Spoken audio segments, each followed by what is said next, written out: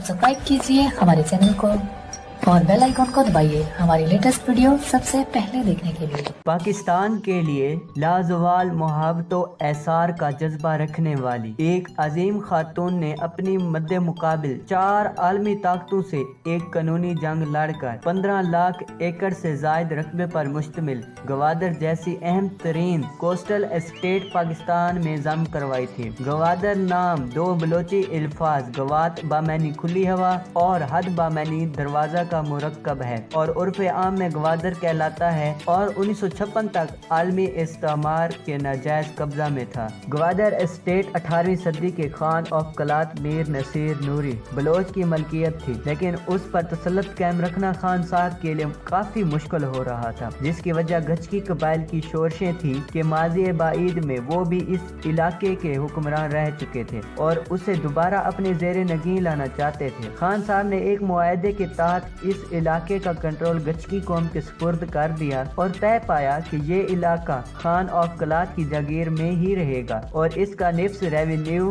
भी खान साहब को मिलता रहेगा, जबकि इंतजामी मालूमात गचकी कबाइल के जिम्मा होंगे। ये मुआहदा 1983 तक कायम रहा। 1983 में ओमान का हुक्मरान अपने भाई से शिकस्त खाकर दर बदर हुआ तो उसने खान ऑफ कलात से जाए पनाह की दरख्वास्त की, जिसे कबूल करते हुए 2400 मुरब्बा मील पर फैला हुआ ये इलाका सुल्तान ऑफ ओमान को सौंप दिया गया। उसने मुआहदे में तय पाया कि गवादर हस्बे दस्तूर खान ऑफ कलात की जागीर में शामिल रहेगा और इसका कंट्रोल भी हस्बे साबिक गचकी सरदारों के हाथ में होगा। अलबत्ता रेवेन्यू का जो निफ्स हिस्सा खान ऑफ कलात लिया करते थे वो खैर सिगाली के तौर पर जला वतन सुल्तान उम्मान को मिला करेगा ताकि वो अपनी गुजर औकात कर सकें। ताहम जब सुल्तान को उसकी जरूरत बाकी ना रहेगी तो गवादर के जुमला हुकूक वापस खान ऑफ कलात को चले जाएंगे। तकरीबन 15 साल बाद ओमान पर दोबारा फतह पाने के बाद सुल्तान वापस ओमान लौट गया, लेकिन गवादर को हस्बे मामूल अपने हाथ में रखा। खान साहब इस दौरान फौत हो गए थे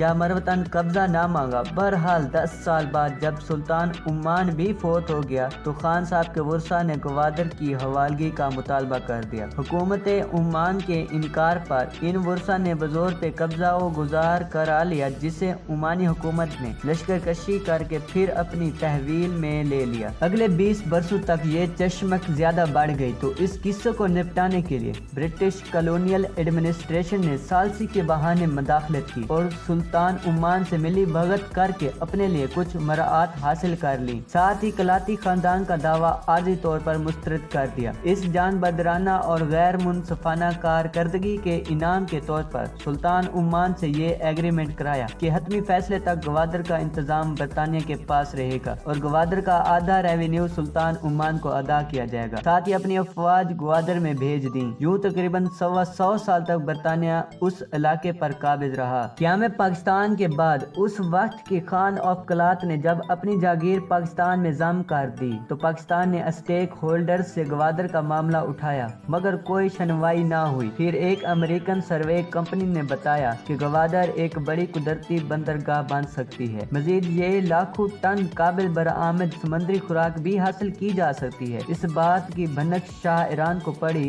तो उसने इस इलाके को चाबहार के साथ मिलाने का फैसला कर लिया। CIA उसकी पुष्ट पर थी और सदर निक्सन पर दबाव डाला गया कि वो ये इलाका बरतानिया से दिलवा कर ईरान के हवाले किया जाए। 1956 में मलक फरोज खान नून ने वजारत खारजा संभाली तो हर कीमत पर गवादर को वागुजार कराने का अहद किया और बारीक बीनी से तमाम तारीखी हकायक और दस्तावेजात का जायजा लेकर मिशन का आगाज कर दिया। इस पैकरे इखलास खातून ने भरपूर होमवर्क करने के बाद बरतानिया में लॉबिंग शुरू कर दी ताकि हाउस ऑफ लॉर्ड्स से मंजूरी लेकर गवादर का कब्जा वापस लिया जाए। उनके दलाइल में वजन था कि कलाती खानदान की जागीर पाकिस्तान में जम हो चुकी है, लिहाजा जागीर के इस हिस्से की विरासत पर भी पाकिस्तान का हक फाइक है। मोहतरमा ने 2 साल पर मुहित ये جنگ تلوار کی بجائے محض قلم، دلائل اور مذاکرات سے جیتی، جس میں برطانیہ کے وزیر اعظم مکل من، جو ملک صاحب کے دوست بھی تھے، نے کلیدی کردار ادا کیا۔ اس آخری مرحلے پر عمان کے سلطان سعید بن تیمور نے حامی تو بھر لی مگر سودے بازی کا اندیہ دیا۔ ملک صاحب پاکستان کے 7ویں وزیر اعظم بنے تو انہوں نے اس معاملے میں بھی ابھی نہیں یا کبھی نہیں کا نعرہ لگایا۔ 6 ماہ کے اعصاب شکن مذاکرات کے بعد عمان نے $30 لاکھ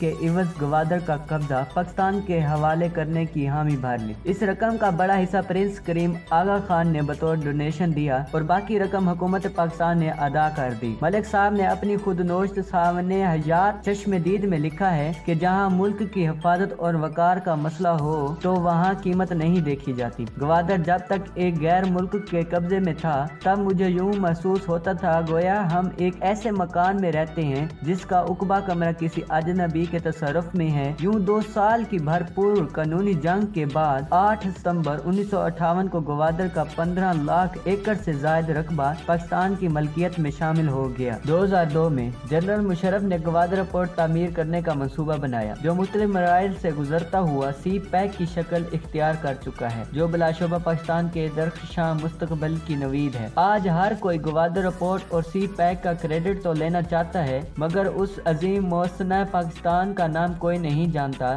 جس نے دنیا کے 4 طاقتور اسٹیک ہولڈرز برطانوی پارلیمنٹ، CIA، ایران اور عمان کے چنگل سے کھویا ہوا گوادر واپس لے کر پاکستان کی جھولی میں ڈال دیا۔ آج پاکستان کو توڑنے اور حصے بخروں میں تقسیم کرنے والے تو دندناتے پھرتے ہیں لیکن پاکستان کو جوڑنے اور مستحکم کرنے والوں کا ذکر سننا بھی گوارا نہیں۔ گوادر دلانے والوں کی اعلیٰ ظرف ملاحظہ ہو کہ جہاں ایک نلکا لگا کر قومی خدمت کا ڈھول پیٹا جاتا ہے وہاں ان اعلیٰ ظرف لوگوں نے اپنی بے مثال کامیابی کا جشن اس لیے نہ منایا کہ کہیں سلطان آف عمان کی عزت نفس کو ٹھیس نہ پہنچے۔ یقیناً اس کا اجر آخرت میں ان کے نام لکھا جا چکا ہے۔ گوادر فتح کرنے والی اس عظیم خاتون کا سابقہ نام وکٹوریہ ریکھی تھا۔ آسٹریا میں پیدا ہوئی، تعلیم و تربیت برطانیہ میں ہوئی اور جب ملک فیروز خان نون حکومت ہند کے برطانیہ میں ہائی کمشنر تھے تو ملک صاحب کی دعوت پر ہلکا بگوش اسلام ہو کر ان سے شادی کر لی۔ اپنا نام وکٹوریہ سے وقار النساء خاتون رکھ لیا، پیار سے انہیں وکی نون بھی کہا جاتا ہے۔ تاریخ پاکستان کے دوران احتجاجی جلوس منظم کرنے کی پاداش میں 3 دفعہ گرفتار ہوئی۔ وقار النساء گرلز کالج راولپنڈی کی بنیاد رکھی۔ ضیاء دور میں بطور منسٹر ٹورزم گراں قدر خدمات انجام دیں۔ برطانیہ میں مقیم ان کی بہن فوت ہوئی تو ملنے والی جائیداد سے وکی نون ایجوکیشن فاؤنڈیشن قائم کیا جو آج تک سماجی خدمات کا منہ بولتا ثبوت ہے۔ محترمہ